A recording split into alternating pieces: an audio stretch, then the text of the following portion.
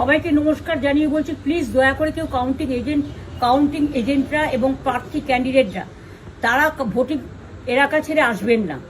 Strong রুমে যেখানে counting হচ্ছে, মানে সেন্টারে, সেখান ছেড়ে কেউ আসবেন না।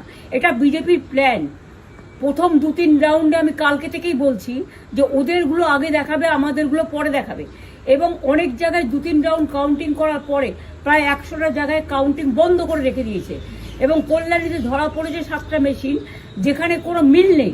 এটা টোটাল ফোর্সফুলি সেন্ট্রাল ফোর্সকে দিয়ে চারিদিকে তৃণমূল কংগ্রেসের উপর অত্যাচার করছে, অফিস ভাঙছে, জোর করে দখল করছে। এসআইআর নামে আপনারা দেখেছেন ভোট লুট করেছে যাতে যে সিটগুলো জিততে পারে। কিন্তু এখনো এমন 70টা সিট আছে, 100টা সিট আছে যেগুলো আমরা এগিয়ে আছি, সেগুলো বলছে না। টোটালটাই মিথ্যে নিউজ খাওয়াচ্ছে।